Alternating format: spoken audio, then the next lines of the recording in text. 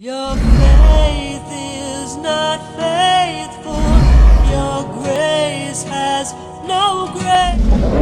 La televisión nos dice que los maestros son unos huevones, que son unos burros, por eso no quieren hacer examen, no quieren ser evaluados, que si la evaluación es para mejorar la calidad de la educación, que si esto, que si el otro. ¿Cuántas de estas personas saben cuáles son las condiciones que se tienen para recibir clases en las montañas? ¿Cuántos sabrán lo que significa dar clases en lengua indígena?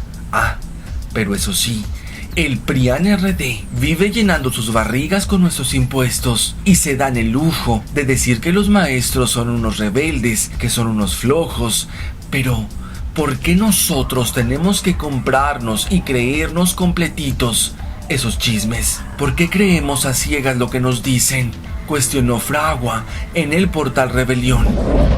Ciro, Denise, Joaquín, Loret y demás teleterroristas demonizan a los maestros porque están dejando sin clases a los niños. Pero de acuerdo con un estudio de Gerardo Esquivel, licenciado en Economía por la UNAM, maestro en Economía por el Colegio de México y doctor en Economía por la Universidad de Harvard, 48 de cada 100 escuelas a cargo de la Secretaría de Educación Pública no tienen drenaje.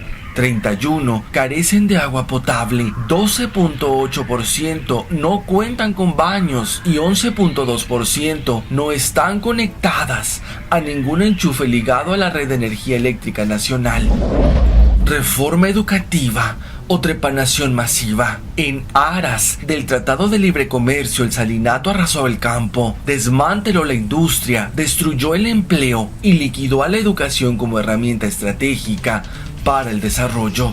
Ahora pretende aniquilar la organización política y sindical de los maestros, pensando en las elecciones del 2018. En 2005, Emilio Azcárraga Gallán, dueño de Televisa, y 12 amigos crearon la Fundación Mexicanos Primero. Después se sumarían otros más a su patronato, entre ellos hombres de poder y dinero, frecuentes en las listas de los más ricos del mundo y del país. Mafiosa fundación a quienes los dueños del mundo encomendaron dictar el rumbo de la educación en México. Para tal fin, produjeron 4 documentos, inventaron un índice educativo, crearon una película, difunden campañas mediáticas en contra del magisterio y penetran espacios de poder y de decisión política.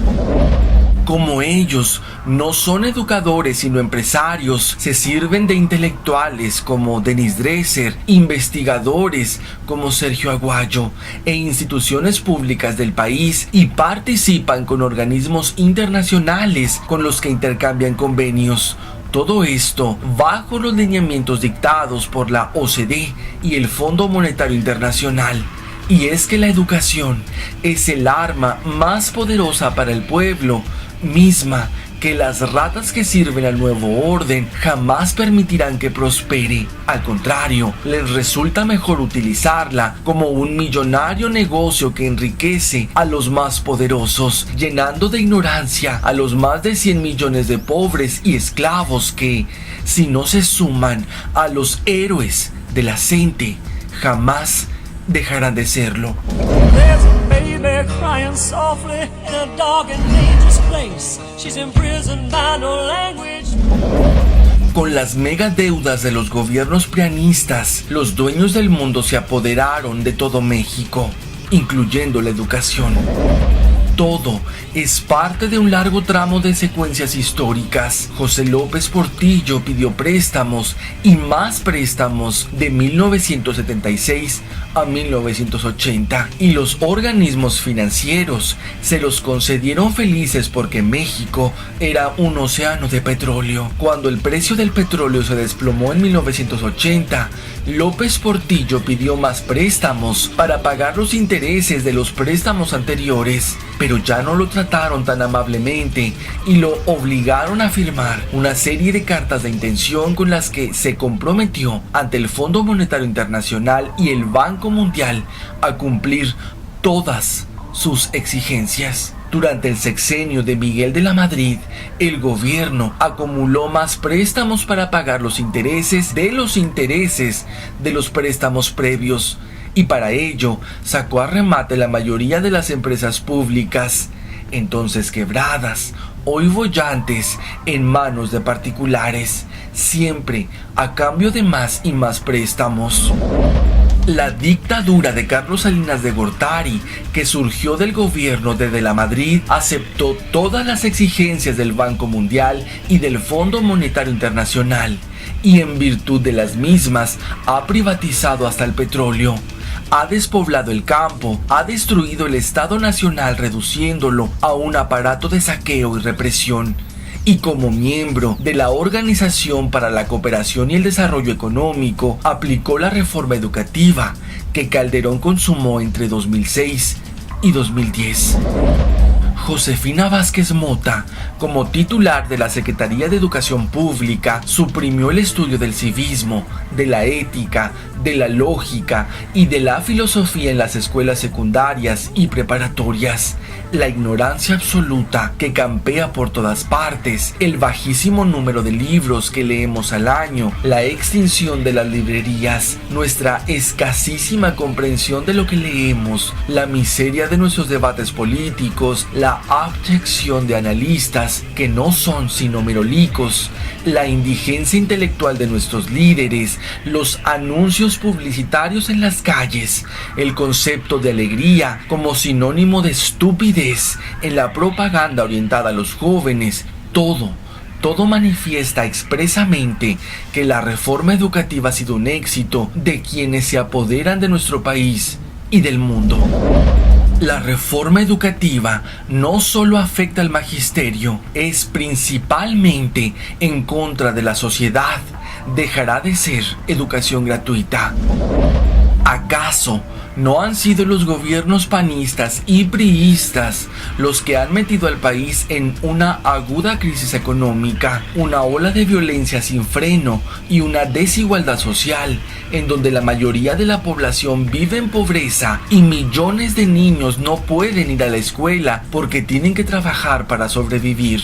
Entonces, ¿por qué Aurelio Nuño utiliza la violencia verbal contra el magisterio disidente y busca la confrontación en lugar de sentarse a dialogar y convencer con argumentos, tal como lo haría un secretario de Educación Pública? Criminalizar la protesta social y meter presos a líderes de los maestros puede provocar acciones más violentas y nadie en el gobierno quiere verlo, aunque como fieles lacayos solo siguen órdenes de los dueños del mundo.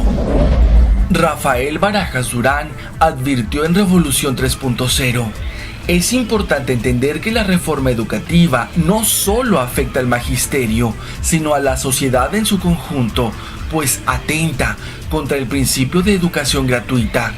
Lo que hay detrás de esta reforma es una visión neoliberal del mundo, que es la misma visión que alienta las reformas laboral, energética y hacendaria, y es una visión que tiene que ver con las lógicas de mercado.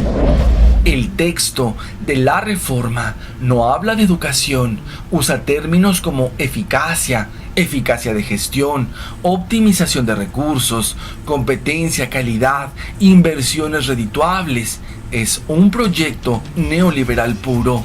En realidad, en educación, lo importante debería ser las condiciones de aprendizaje, la pedagogía, los planes de estudio, la matrícula, los recursos educativos y demás. En ningún momento se propone ni más inversión en ciencia, ni tecnología, ni educación superior, ni en educación a secas.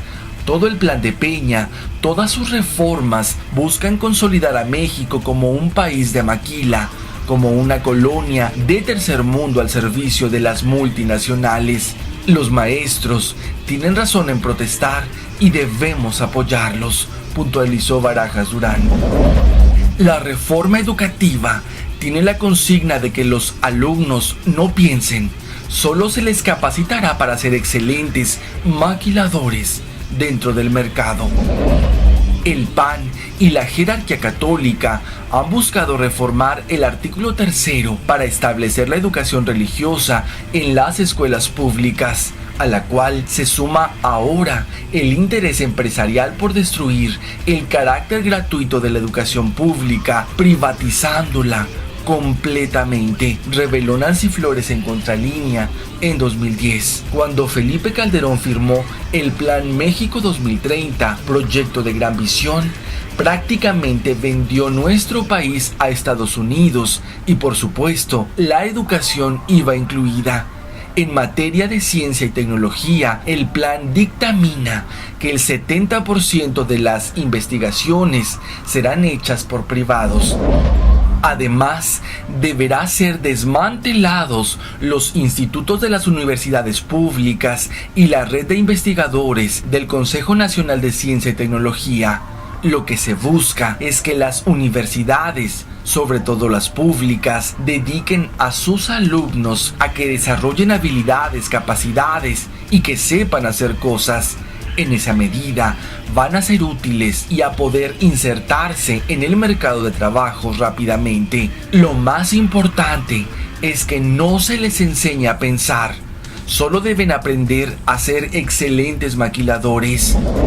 El desmantelamiento de la seguridad social en México está en marcha. El sistema de salud pública, la educación, la cultura, el fomento al arte y al deporte serán completamente entregados a la iniciativa privada.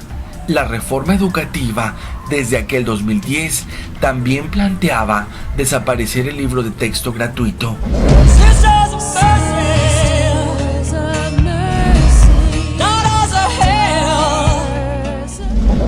La venta absoluta de México y esclavización de mexicanos será impuesta con sangre.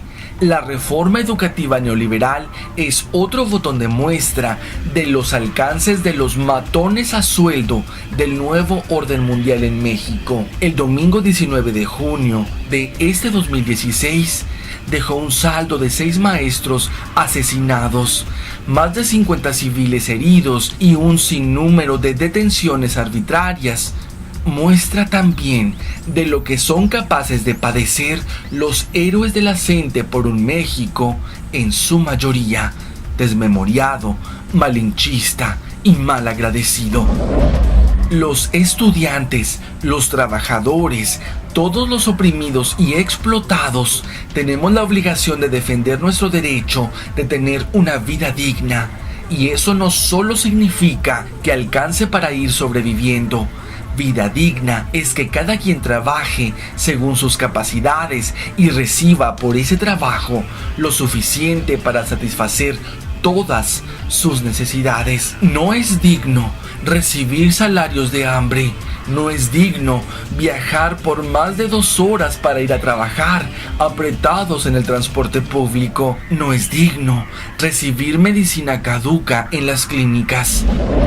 Antes de quejarnos por las manifestaciones, pensemos en por qué no nosotros hacemos también oír nuestras voces en la protesta. ¿O acaso no hay nada por qué quejarse? Debemos aprender del ejemplo de los maestros. En la medida que seamos capaces de organizarnos y de luchar por nuestros derechos y los de todos los trabajadores, podremos alcanzar una vida digna para nosotros, para nuestros hijos y todo el pueblo trabajador.